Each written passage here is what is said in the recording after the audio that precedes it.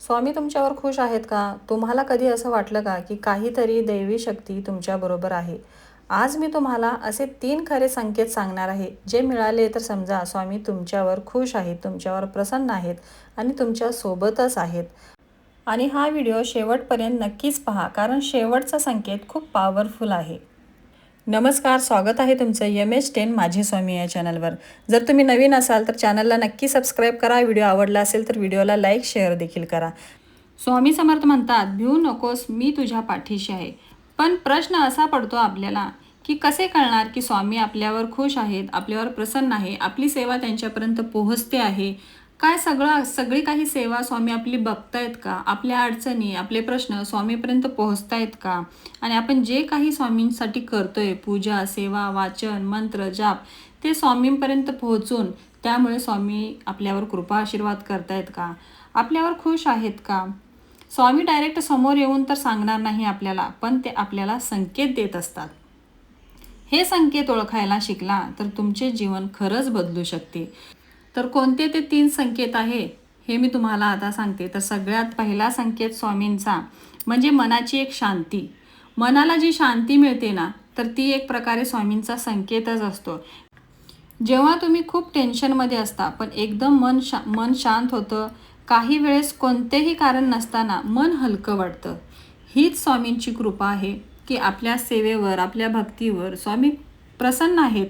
आणि जेव्हा आपल्या मनाला विनाकारण एक प्रकारची प्रसन्नता, शांती वाटते, तेव्हा समजून जावं की स्वामी आपल्यावर प्रसन्न आहेत, स्वामी आपल्यावर खुश आहेत.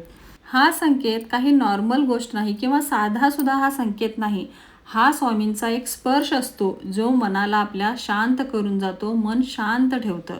तर हा एक स्वामींचा आपल्याला स्पर्श, स्वामींचा जो नकळत स्पर्श आपल्याला मिळतो ना, तर तो या संकेतातून मिळतो की अचानक मनाला शांती मिळणे. आता एखादं उदाहरण देऊन मी तुम्हाला सांगते. आता एखादा भक्त असतो, तो सांगतो की मी आधी खूप टेन्शनमध्ये होतो, खूप विचार करत होतो मी प्रत्येक गोष्टीचा, कसं व्हायचं, काय व्हायचं, मला या गोष्टीतून मार्ग कसा मिळणार, खूप त्याला टेन्शन असतं.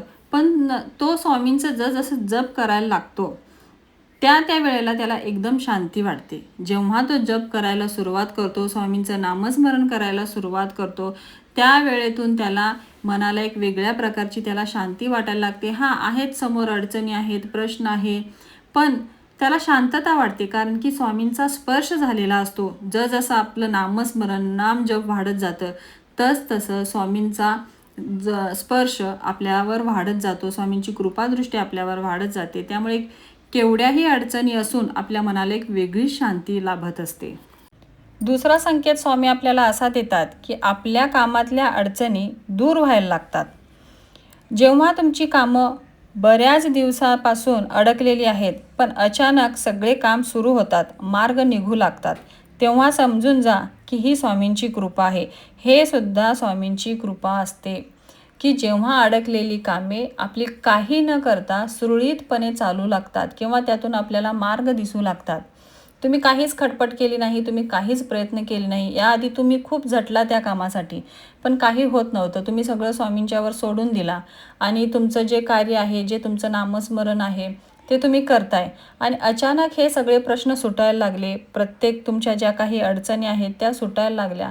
त्या अडचणीतून तुम्हाला मार्ग दिसत गेले. तर ही एक खूप मोठी स्वामींची कृपा असते.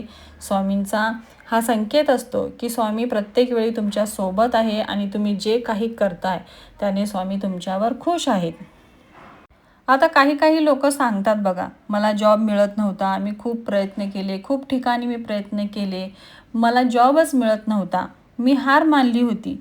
पण मी स्वामींचं नाम घ्यायला सुरुवात केली, मी स्वामींची सेवा करायला सुरुवात केली, मी काहीच केलं नाही, मी फक्त स्वामींचं नामस्मरण करत होतो. कधीही मी वाचन केलं नाही किंवा एखाद्या स्तोत्राचं पठण केलं नाही, पण मी फक्त स्वामींचं नामस्मरण करत होतो. तर नाम घेता घेता कधी मला नोकरी लागली आणि माझं सगळं चांगलं झालं. हे एखाद्या स्वामी भक्तांकडून तुम्ही हा अनुभव नक्कीच ऐकला असेल. आणि खरंच असतं ते. जेव्हा आपण पूर्णपणे स्वामींना शरण जातो ना, की स्वामी आता तुम्हीच बघा तुम्हाला काय करायचं ते. पूर्ण शरणागती पत्करायची आपण स्वामींच्या चरणांसमोर. तेव्हा स्वामी कार्य करायला सुरुवात करतात. तुम्ही काहीही धडपड न करता फक्त स्वामींचं नामस्मरण करताय, तुमची कामं जी काही आहे ती तुम्ही करत राहताय, तुमच्या जबाबदाऱ्या ज्या आहे, कर्तव्य जे आहे तुम्ही पार पाडताय आणि स्वामींचं नामस्मरण करताय, तर नक्कीच तुम्हाला त्या अडचणीतून स्वामी बाहेर काढतील. तुमचे जे काही अडचणी असतील त्यातून तुम्हाला मार्ग दाखवतील. तुमच्या इच्छा नक्कीच स्वामी पूर्ण करतील. तर हा पण एक खूप मोठा संकेत स्वामी आपल्याला देऊन जातात की स्वामी आपल्या भक्तीवर, आपल्या प्रार्थनेवर खुश आहेत, आपल्यासोबत आहेत, आपल्यावर प्रसन्न आहेत. त्यामुळे काही न करता सुद्धा फक्त नाम जप केल्याने, फक्त स्वामींचं नाम घेत असल्याने देखील आपल्या मार्गातील अडथळे दूर होत जातात.